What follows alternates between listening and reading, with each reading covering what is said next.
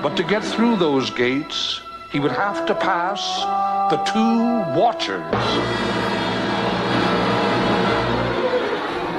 And though carved from huge blocks of solid stone, some dreadful spirit of evil vigilance abode in them, and they were aware.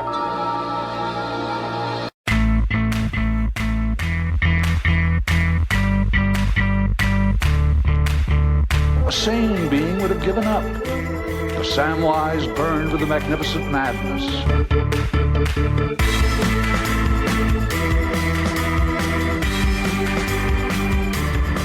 Hello, once again for a new episode of the IMMP podcast from the Inter-Millennium Media Project.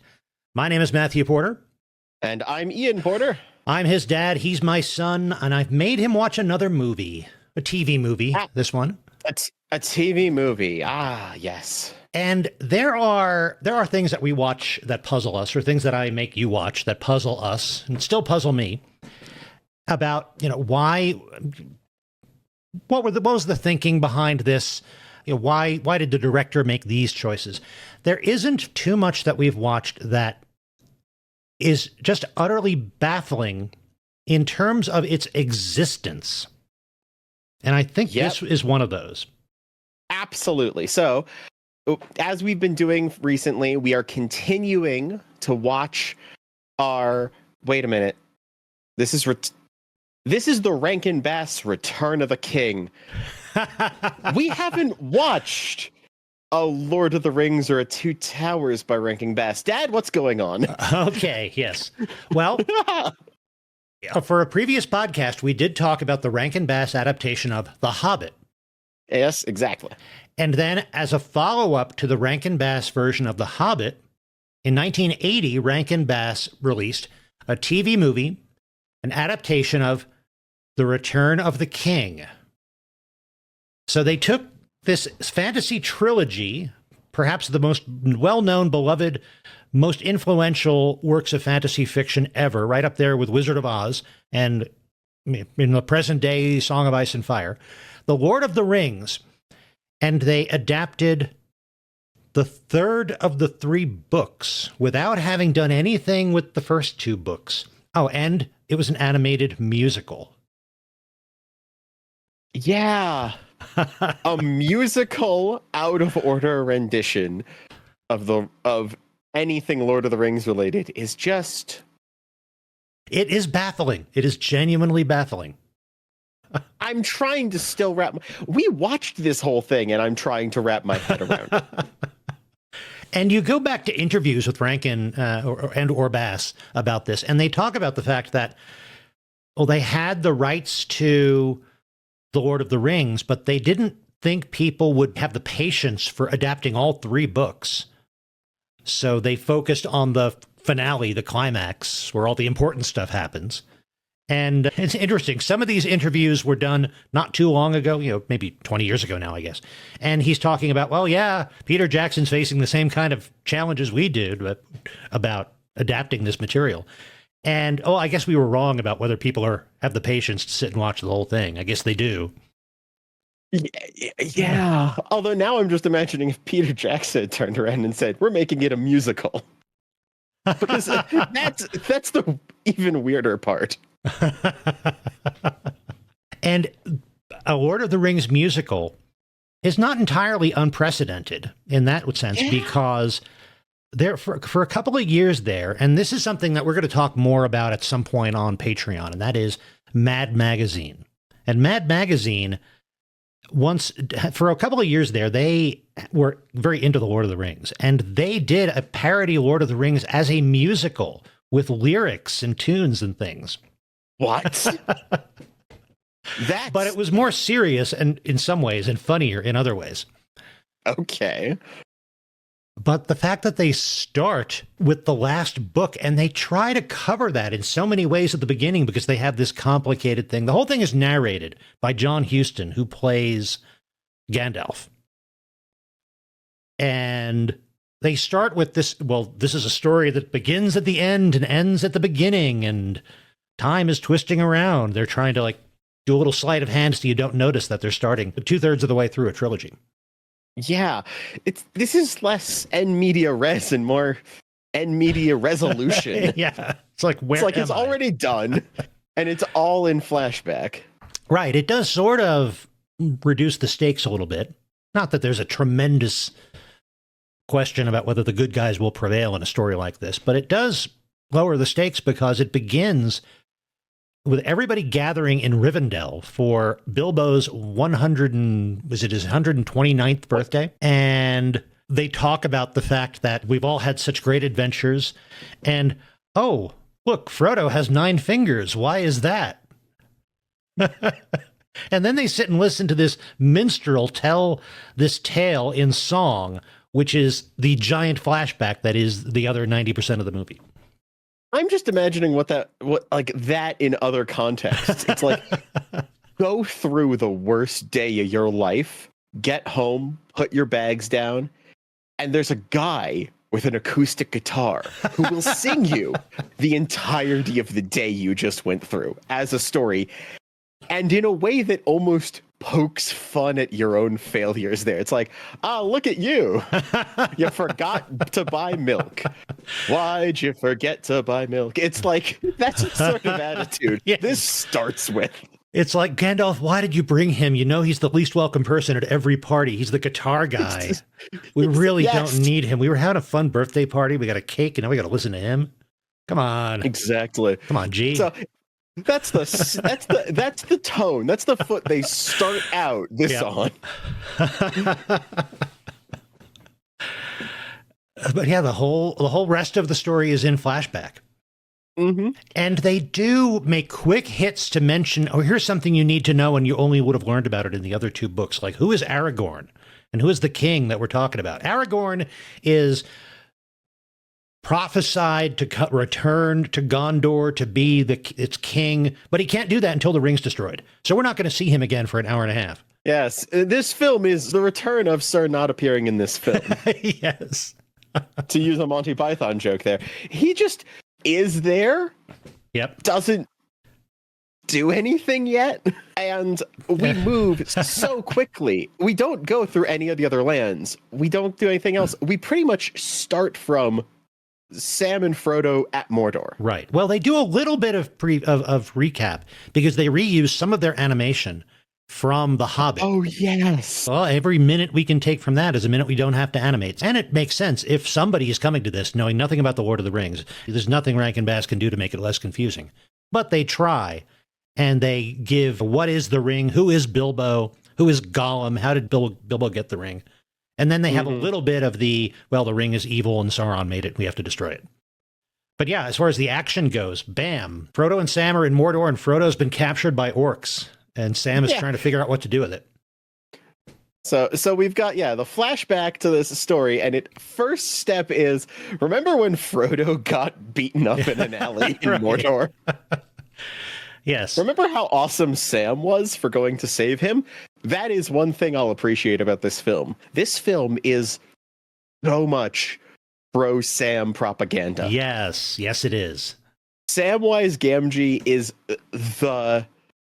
the most competent man in all of Middle-earth. And they do show him with a lot of emotional conflict. At first, he figures there's nothing I can do to save Frodo from these orcs, so I'm going to pick up the ring and finish the quest. And then he realizes, no, I've got to go back and save Frodo, and we can do this together. Yeah, and it's like, Frodo is beaten up, the ring is lost, and Sam wanders in just with almost an Old Spice commercial. It's like, look at Frodo, now back to me, now back to Frodo, now back to me. What's in my hand? It's the one ring. I found it over there. Look back. Frodo is now rescued. Yeah, he does. Frodo kind of was a loot drop when Frodo was taken out.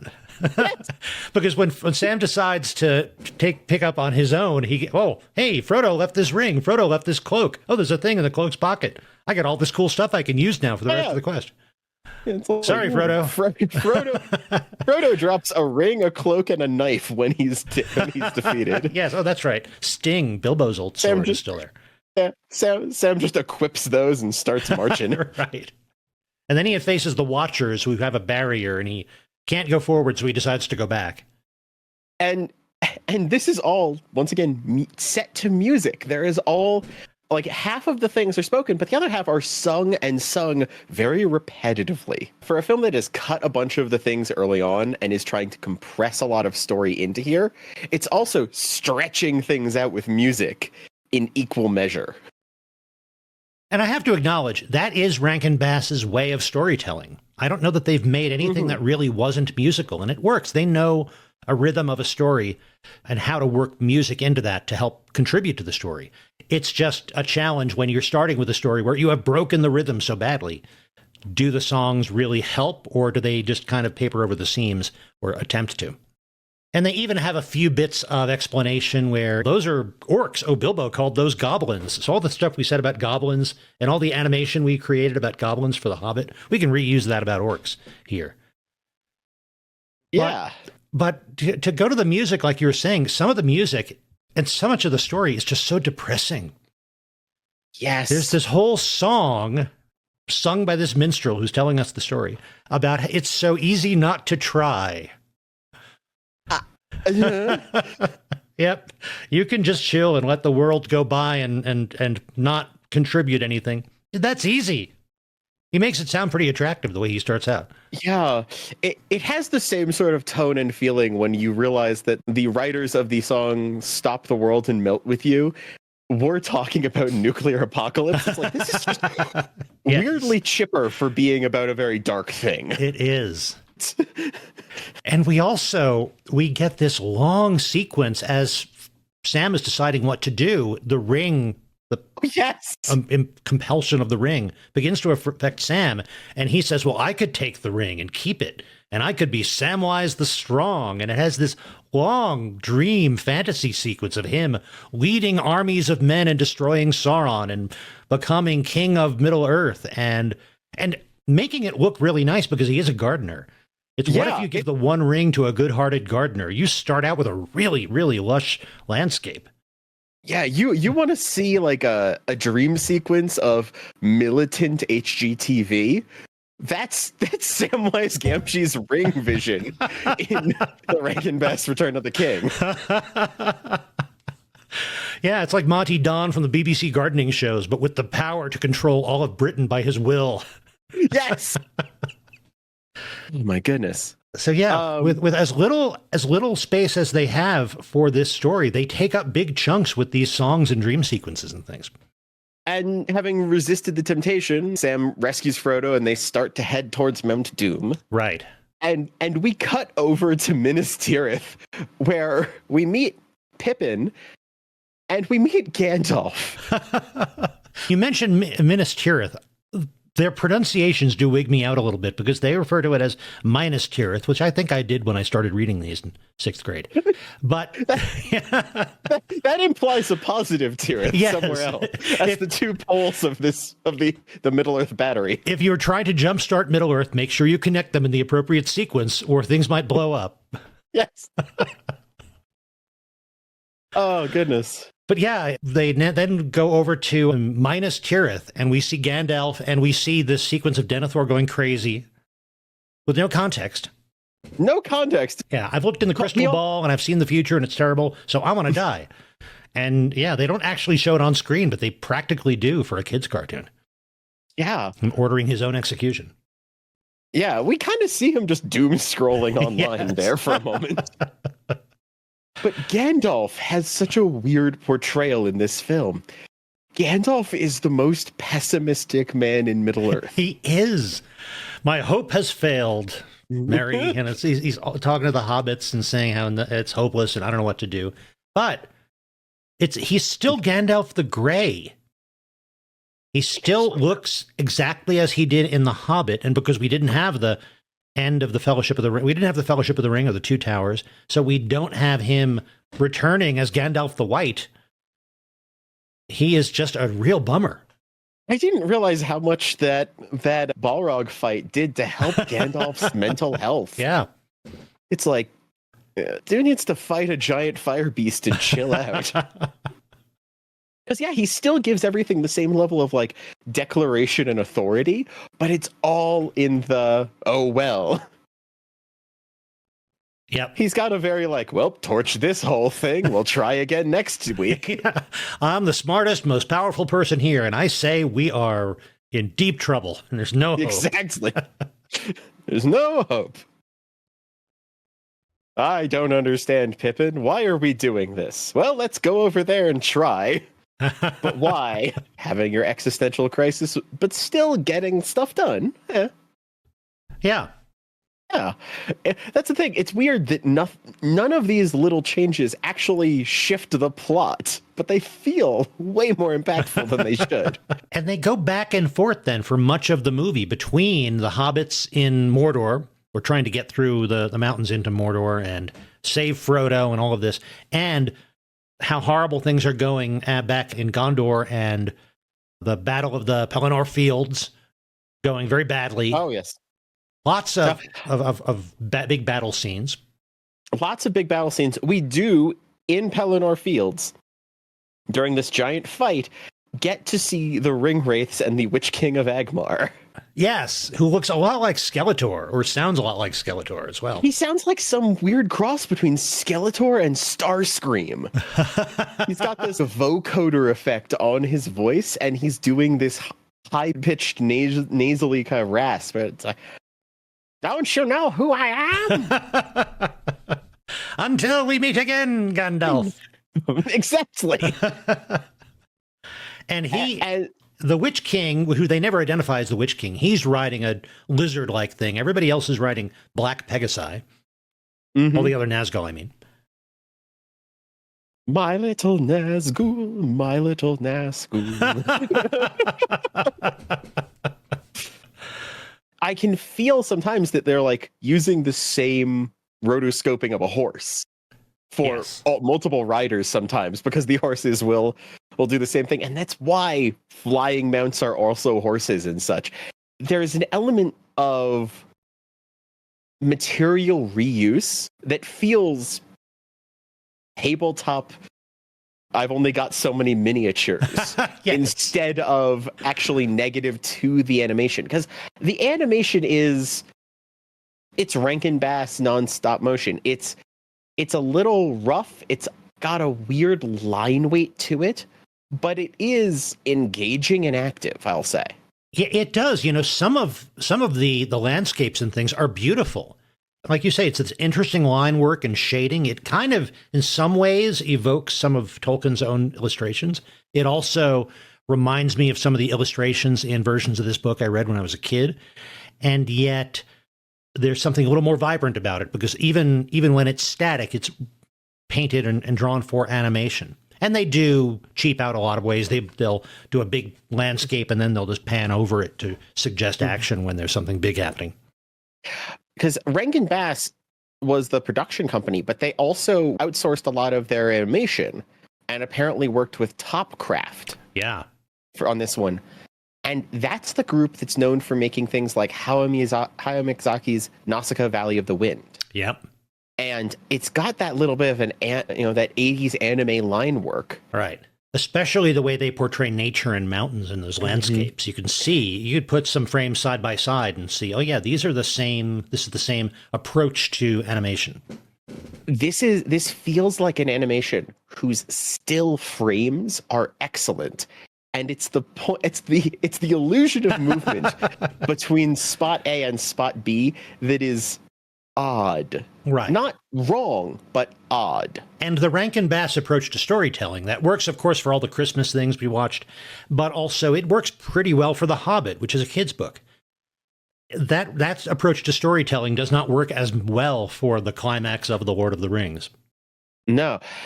It does an excellent job for all of the musical scenes because it is very music video-y. Yes.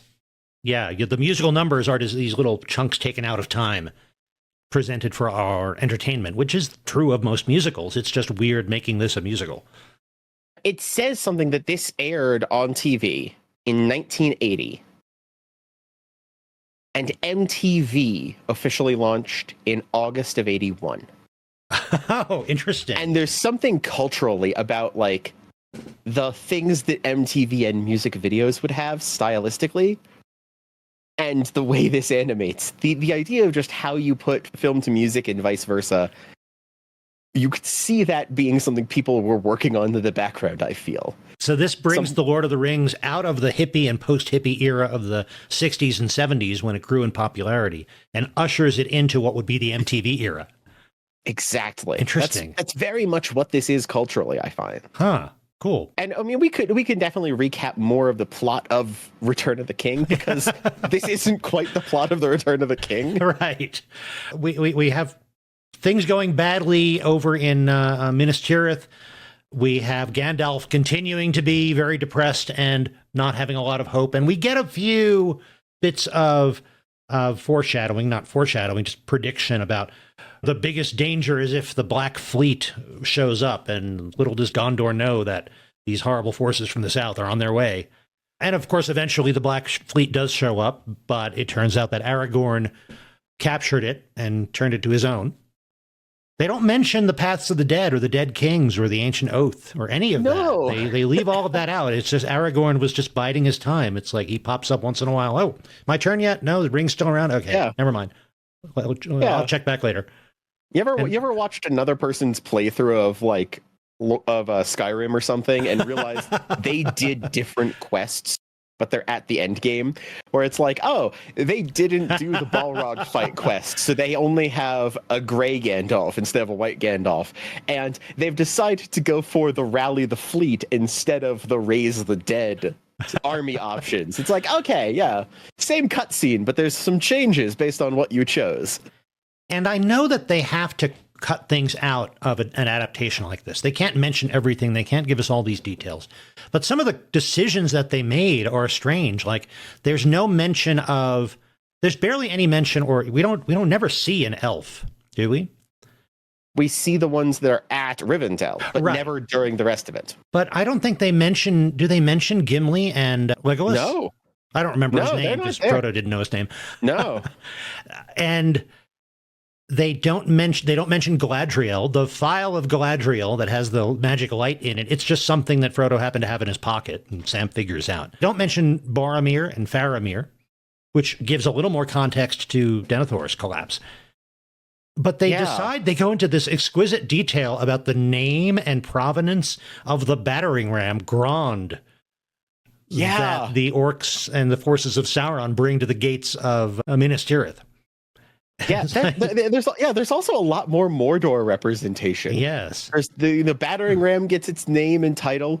The orcs get little skits back and forth while they're waiting in the barracks, and they get an entire song during a marching scene when we see them. Oh, yes, we do. Yes, we do. Where there's a whip, there's a way. Where there's a whip, there's a way. Where there's a whip, we don't want to go to war today. But the Lord of the Lash says, nay, nay, nay. We're gonna march all day, all day, all day. We've got funky orcs. We've got funk orcs. I'm really confused because it's like we've kind of gotten the elves have, acoustic guitar, and there's a little bit of like rock opera to the Legion of the Men, and then there's the funk orcs. Yes, they got this nasty bass line, and then they're this big male military chorus. That sounds great. And I'm so confused because I'm used to like the orcs loyal to the Dark Lord Sauron, ready to take over the entirety of Middle-earth. We don't want to go to war today. It's like these orcs have the biggest "I've been assigned a shift on Black Friday" kind of energy. And they are absolutely Black Friday Mordor style. Exactly. It's like they do not want to clock in. They want to take their 15-minute break as soon as they can. I feel these guys. We do. And we get a little bit of that in the book, The Return of the King, and the orcs fighting among themselves and not being happy about their orders, but not quite like this. They're not as organized or melodious.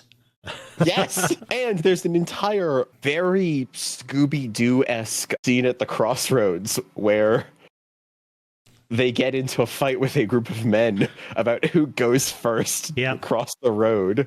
Yes, that was an interesting depiction of that. Yeah. Weirdly enough, though, the fact that the orcs are so much more goblin-y is important narratively because it allows Sam and Frodo to like grab extra helmets and hide amongst them. Yeah. Again, right from the book, they're pulling a lot of this. When they do that, they are very true to it. Yes. They just shop weirdly. Yeah, they cared about what they were adapting. They just found themselves in a weird position as far as how they adapted it. Exactly. I do appreciate how many times they reuse the same animation of Sam and Frodo falling down the hills yes. of Mount Doom, because we get that multiple times throughout the middle of this film. It'll be like, they're waking their way up, and then it's two hobbits rolling like Katamari down the side of the mountain again. Let us reuse those cells. Let us reuse those cells. There's like... I kept expecting to hear like a bowling crash. That's something else. You mentioned that. There were some interesting and very Rankin Bass choices about sound design here. The ring makes a little magical twittering sound whenever its power is being used. Whenever and people can essentially tap into the power of the ring just by grabbing it, even without putting it on. Although if they put it on, it makes them invisible. But I want a new edit of the Peter Jackson, but every time we see the ring on screen, it's making that cartoon magical twittering sound. That would be awesome. Oh, that would be so add depth. Good. It would. Little like warm kind of warble they've got going. That's the sparkly noise from Rankin Bass. Exactly. All of this, though, we do encounter again the Rankin Bass Golem. Yes, the Sleestak Golem. The Sleestak Golem, absolutely. Very lizard-like. He is pure Sleestak. He is so lizardy. He's almost got like a frill to the side. I keep expecting him to get mad and for his neck to like extend like the dinosaur that spits acid in Jurassic Park. Just he's almost there. He's almost there.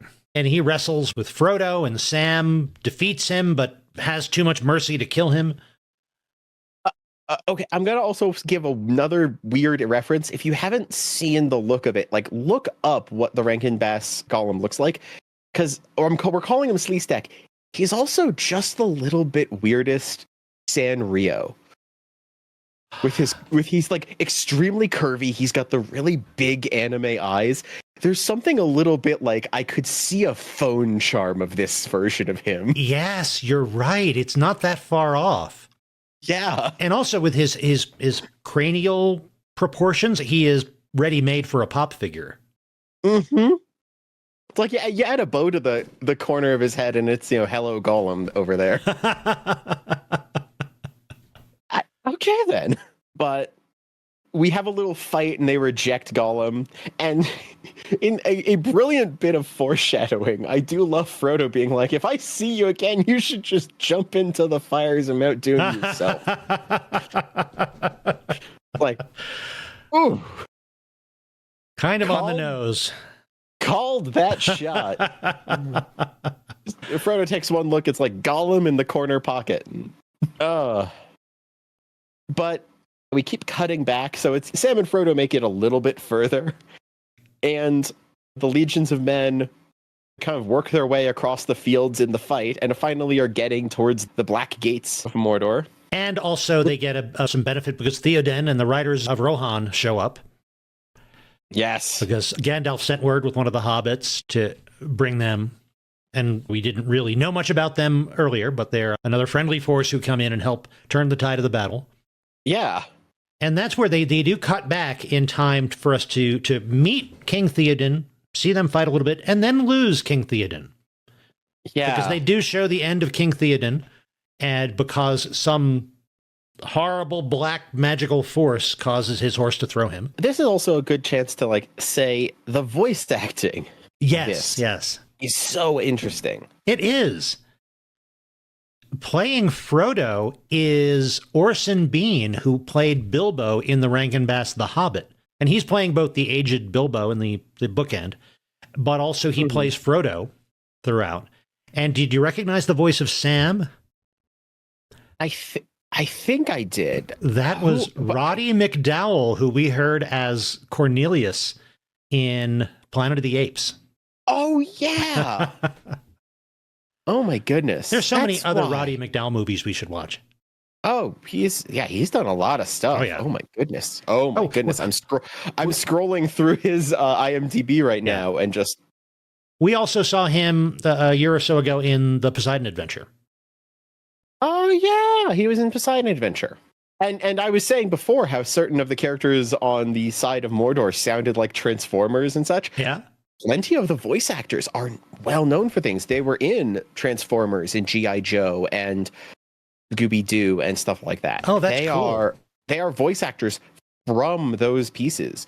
Don Misick was in Transformers the movie and the Jetsons and a lot of those shows. Yeah. So he's done a lot of these are voices that you might recognize from those classic cartoons and such if you watch it, because there's a lot of great talent in this. It's just not a piece of media a lot of people would have seen, and it's not a piece of media with a lot of connected context, despite being an interpretation of such a massive media property.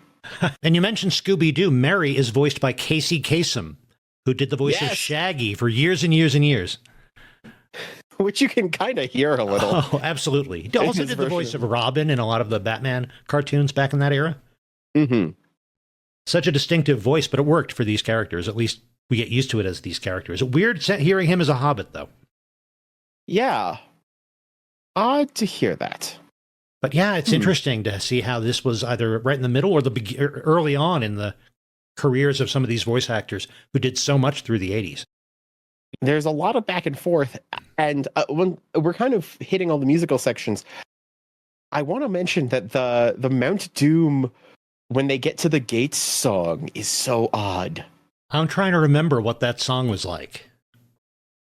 It's very much like the cracks of doom, right? The cracks of doom. You're at the gates. Go back. Go back. And some of the oddities we've been describing do come to a head there when this giant musical number tells everyone to turn around. And Gandalf's just like, you know what? Sounds good. And then they don't. They stay there. Yes, that's right, because after they essentially successfully defend Minas Tirith, they make the decision to march to the gates of Mordor, not knowing what's up with Frodo and Sam, and Frodo and Sam are making their way to Mount Doom. And that's an interesting use of the music, because that kind of bridges the action we see in these two different places with this musical theme carrying over. That's where, Rankin Bass know what they're doing when it comes to music and storytelling. Mm-hmm. Oh, and we talked about the fall of Theoden. We do see Éowyn, his niece. She was never mentioned before, but they did mention the prophecy that the Witch King, the leader of the Nazgul, could not be slain by any man born.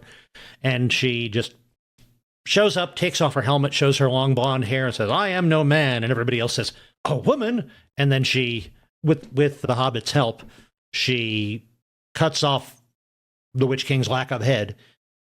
But that's like the only little bit of Éowyn we get. Who may be the only female character we get in the entire thing. I think that's true. I may be misgendering some of the orc army. We didn't meet all of them. That's what I'm wondering. It's like, I think that is. Yes. Even Peter Jackson's Lord of the Rings, Return of the King, was a little better about it than that. Yeah. My goodness. Yep. But at least they kept her in. We didn't get Denethor's sons, but we do get Éowyn. But it's very, very, once again, very, very faithful with the declaration and the reveal, but very context free. They do not establish any of that beforehand. Yes. And it makes the whole thing feel odd.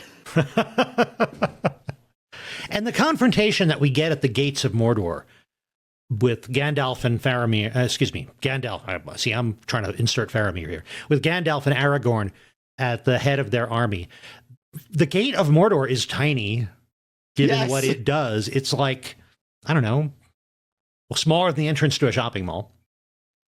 Yeah, it's very much like coming through the attached target to the mall. Yes. There's a joke to be made here about a Ring doorbell, I'm sure. and there's this little confrontation with the Mouth of Sauron, who shows up looking very much like a Rankin Bass or Hanna-Barbera bad guy.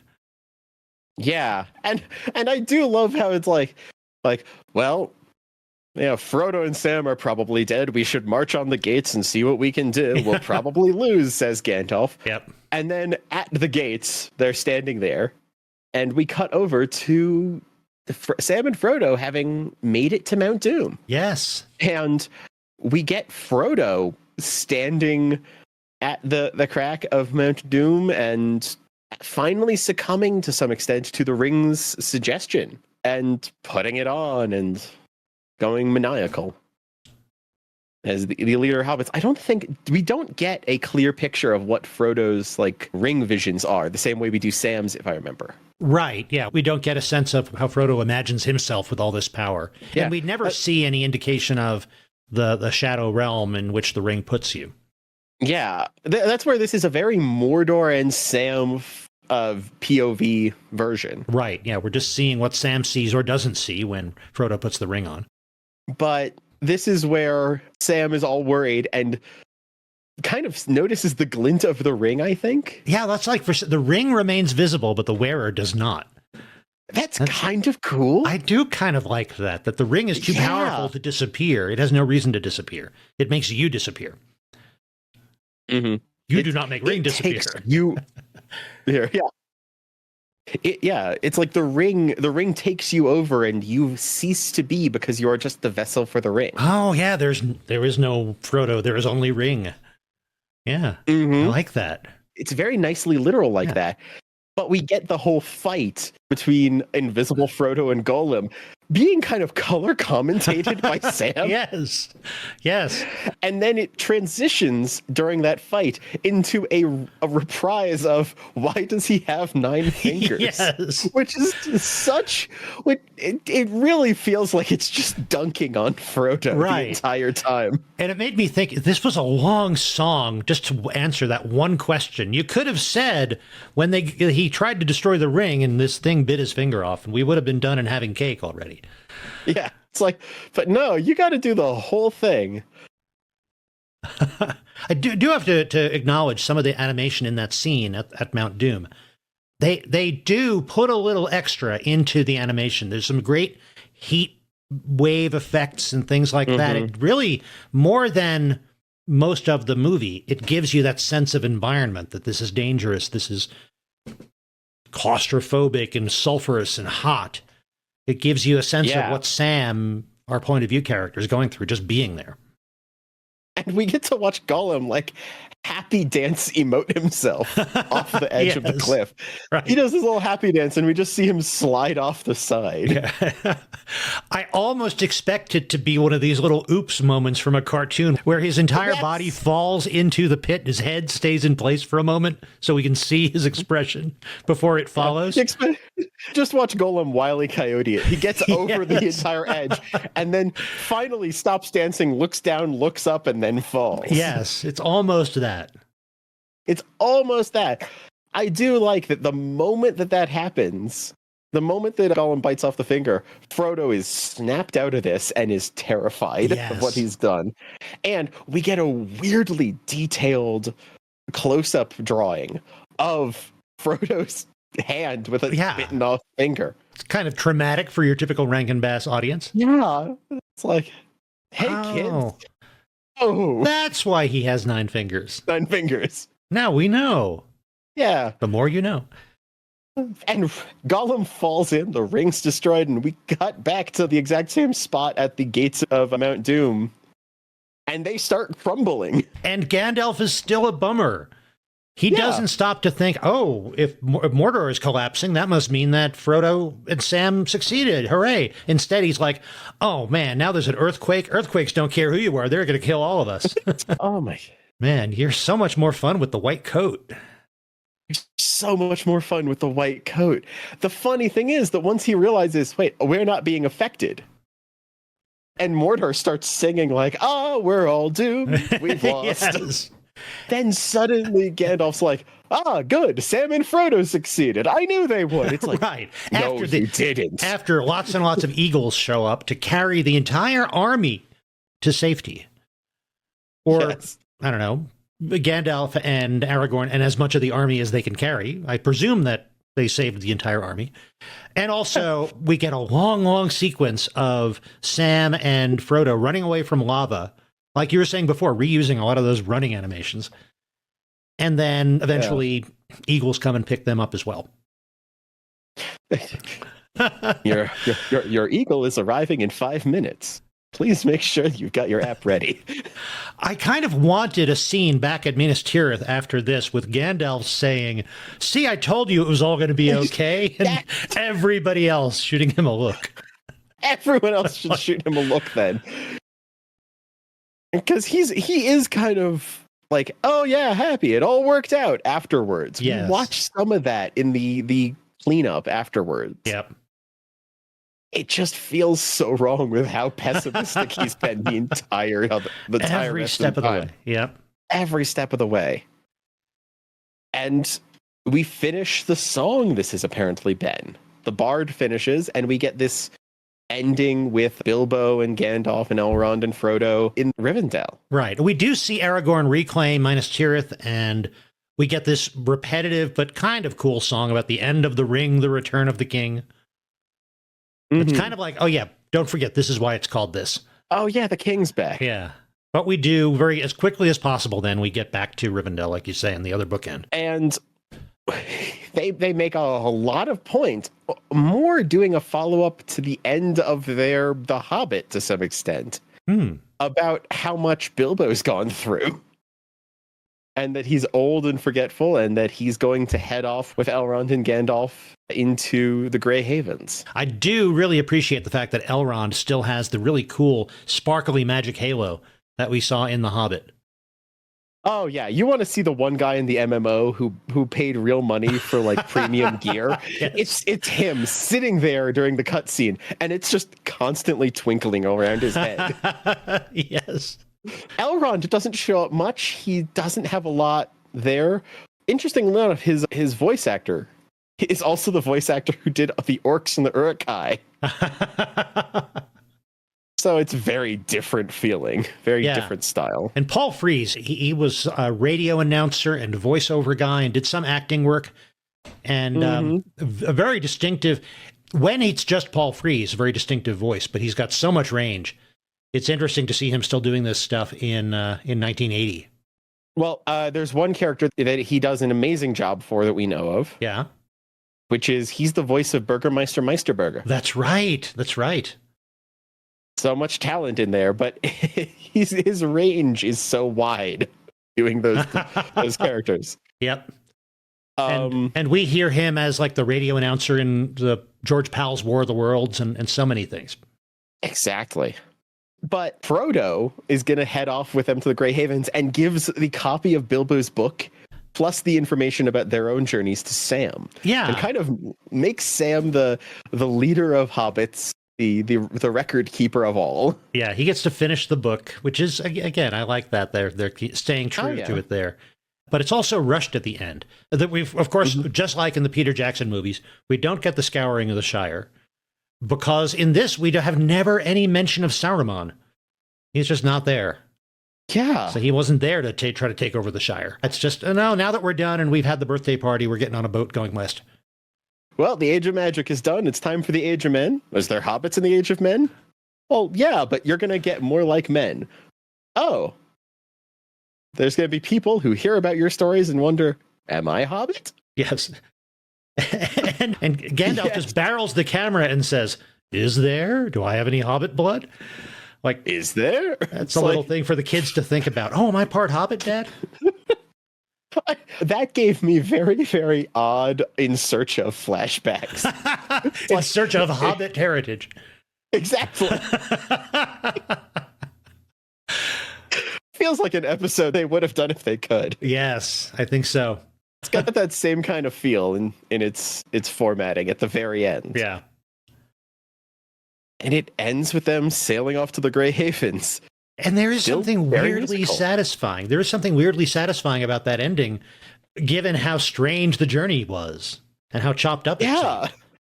This is like, you get catharsis, even though we, for all intents and purposes, we are in the final third of a thing we did not get the first 2/3 of.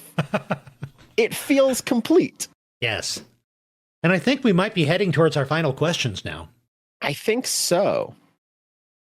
But before we get there, if you're enjoying the Inter-Millennium Media Project and want to support the show, or you want more of the show, or anything else about the show, or the project, go to IMMproject.com, and that's where you'll find all of our back episodes. You'll also find ways to support the show at our merchandise shop, where we've got fun designs, and through Patreon, where you will get even more bonus audio content.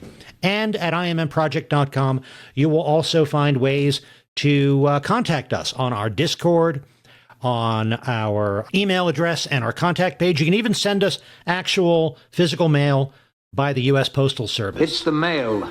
I'll get used to it. And and Ian, where can people find you? I can be found as Item Crafting most places, be that on Blue Sky Social or as Item Crafting Live on Twitch. Come join me every Thursday for some crafting, some video games, and some fun chats. And you'll find me at bymatthewporter.com, or you'll find links to whatever I'm doing online. You'll find me as By Matthew Porter on YouTube, where I do some travel vlogging, but also review movies and movie theater experiences, especially the Alamo Drafthouse. And you will find me on Mastodon as By Matthew Porter at mastodon.social, and you'll find me as By Matthew Porter on Blue Sky. So, final questions. It is a movie, TV movie, but it is a movie. So, screen or no screen? Oh, that is so hard with this one. I sat through the entire film going, what is this? It's so weird. It's engaging, but it's all off. Something's a kilter, something's wrong. And I left, and then the next day I found myself humming da da da dum, da da dum, da da, and I'm like, oh no, it's catchy. That is way too catchy. It is way too catchy.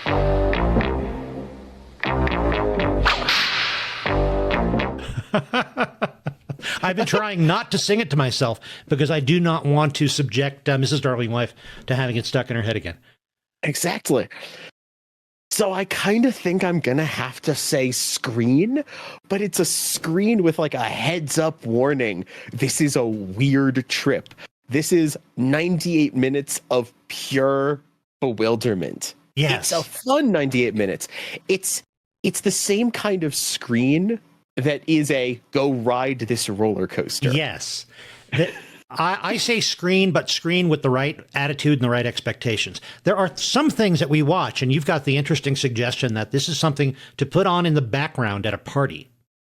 Mm-hmm. This is something for which I think you should organize a watch party. If you're going to watch this movie, Yes. organize a party, have food and drink and a bunch of friends over to sit and watch this movie with not too many expectations. Just let it happen. And you will have fun because it is so strange and such an artifact of its time. Do you have a tabletop role-playing group?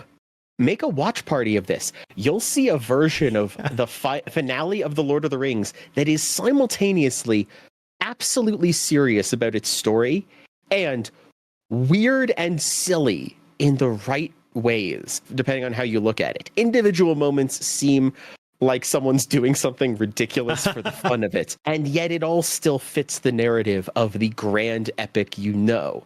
And it doesn't have to fill in every gap. I think it's good for that. It is. It's an interesting adventure in tone for high fantasy stories. Mm-hmm. So yeah, I say under those kinds of circumstances, screen, absolutely. Oh, yes.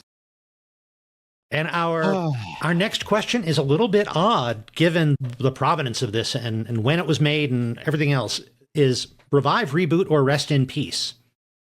Now, reboot, I guess we've got. It's another adaptation of The Lord of the Rings, and we've got the 78-hour adaptation by Peter Jackson. I don't know what to think about the idea of how else would you do this? Are we asking for Rankin Bass to go back and give us the Lord of the Rings, or do we want them to just keep going backwards and do like what's the Rankin Bass Two Towers? Yeah, that's interesting. It would be, on the one hand, if you would really want to go forward, I like to think about the Rankin Bass the Silmarillion.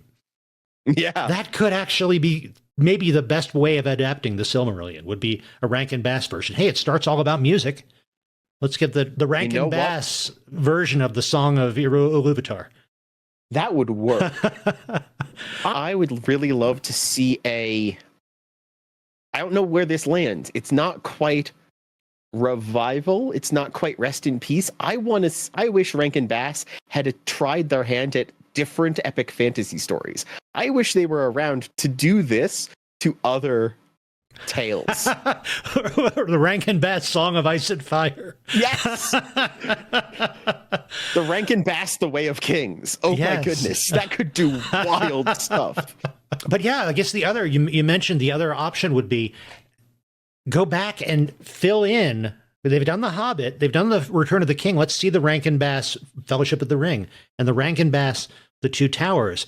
And I'd be down for that. I would be interested in that. It would be an interesting thing to see, because some of the choices they made in Return of the King, they would have to somehow support and maintain if they went back. You can't suddenly start talking about Saruman if you had no mention of him whatsoever. Although I guess you can have him become a problem in the Fellowship of the Ring, and he is no longer a problem by the end of the Two Towers, which is kind of the Peter Jackson approach. But it would be weird to not mention Boromir and Faramir in the Return of the King and yet show them in the others. It would be weird to not mention Gimli and Legolas in the Return of the King and yet have them in the others. So it would be a very strange adaptation of those first two books, but I think I want to see it. Yeah. Or they could do the pieces they didn't do. I mean, give us the story that is Legolas and Gimli, like a Rankin Bass buddy cop story that runs across them and shows what they were doing during this. The Rankin Bass Lord of the Rings version of Hobbs and Shaw. Yeah, Lord of the Rings presents Gimli and Legolas. Oh yeah. Okay, I've got a horrible idea that just went through my head. Yeah. I'm thinking like other stories that I would love the Rankin Bass treatment done to. And I thought, okay, what if we move away from fantasy? And suddenly the idea of the Rankin Bass Neuromancer went through my head, and I would be game for that. The music would be amazing. The music would be amazing. It's from the 80s. It would have been possible. Oh, that would have been so good. Yes, that would be cool. And the thing is, like, the Rankin Bass Productions, they are gone. They are a defunct company, sadly enough. But they were so influential. There are plenty of other animation studios that take at least some piece of lineage from them. They did a lot animation-wise overall. Yeah. And so when we're describing that Rankin Bass, I think we're discussing a style, not specifically a company. Yes, yeah, that is true. Yeah, it would be someone else picking up the torch and following the legacy of Rankin Bass to make something as close as they can to what they might have made. And I could imagine there's some of that weirdness, that disconnect we were describing, are things that newer animation has polished better with newer techniques and such. Rankin Bass was figuring some stuff out as they went because no one had tried some of these things in the same way. Yep. They were making things in new ways and experimenting, and now there's new experiments. They're trying out other stuff. I just don't want to see that spirit of let's go for it die away. I agree. That's what we're discussing. They took a big swing, and they may not have hit a grand slam, but they hit a solid double with this, I think. Oh yes. And thinking, by the way, in terms of who produced this and how it was received, which I think was mixed, there was a lot of confusion about this production in the years that followed, because after Rankin Bass, their production company, was defunct, Warner Brothers got the rights to this cartoon. Mm-hmm. And they had the rights to Ralph Bakshi's Lord of the Rings, which adapted the first half of the 3 books. And they marketed them together, sometimes as a boxed set. So a lot of people came to this, or later on came to this thinking it was a sequel, the completion of the Ralph Bakshi version. And Yeah. I guess it kind of almost sort of works in a way if you just want to get the story and you watch both of these, but they are so weirdly different in style. It would be strange watching one and then expecting the other to follow it. We don't have anyone's weird animated version of the Two Towers. Because right now we've got The Hobbit by Rankin Bass, followed by Ralph Bakshi. Yeah. Then there's a gap, and then there's The Return of the King. So it's like... And Ralph Bakshi's movie went into like the first part of the Two Towers. It wasn't as clear a break as, say, Peter Jackson did. But still, there's a big chunk that we don't get. Mm-hmm. But it's strange to put these together, where you've got the Rankin, it's bookends, like the Minstrel, I guess. We got Rankin Bass on both ends, and we've got this thing that Ralph Bakshi made stuck in the middle. It kind of works. And I mean, we also have to acknowledge these things kept the Lord of the Rings in the public consciousness. Yes. And they helped keep it going. So the fact that we know the story as well as we do now, thanks to the bigger and more grand Peter Jackson versions. I mean, there was just a Lord of the Rings animated movie that came out. That's right. Yeah. That is about further pieces of the story.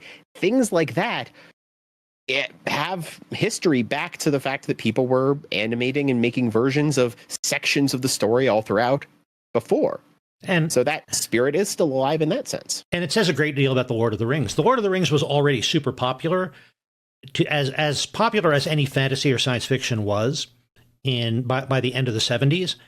But it was within certain subcultures. And things like this, they expand that even a little bit. There are some people who grabbed The Lord of the Rings and read it because they saw Rankin Bass's The Hobbit, or they saw Ralph Bakshi's movie, or they saw this Return of the King. And you're right, that brings it into new eras, it brings it to new people, and it keeps it going. Mm-hmm. It's a continuous line. It's a history. Yeah. I mean, I guess that's what Sam is writing in the book there. That's the legacy that continues on, that he gets to write down. Yeah. So, yeah, it's... My memories of this were not very complete, but it was an interesting adventure. How did you first see this? Oh, I first saw it when it aired, because I was already such a Lord of the Rings fan that everything I could get about it, I grabbed onto. So I saw this. I saw the Hobbit when it aired. I saw the Ralph Bakshi movie in theaters. I saw this. The only other time I had seen it was when it premiered on TV in 1980. Ah. Yeah, apparently it got its VHS copies and such, but... Yeah. Well, this was interesting. I'm not sure if we're going to have more Lord of the Rings to talk about. I have a feeling we will. If not, I don't know about older stuff, but certainly any newer stuff comes along, we will find a time to talk about it on the Patreon feed. Absolutely. I think in the meantime, I think that's going to be it for this episode of the IMMP. We will be back in a couple of weeks with more tales of media from the 20th century. And in the meantime, go find something new to watch.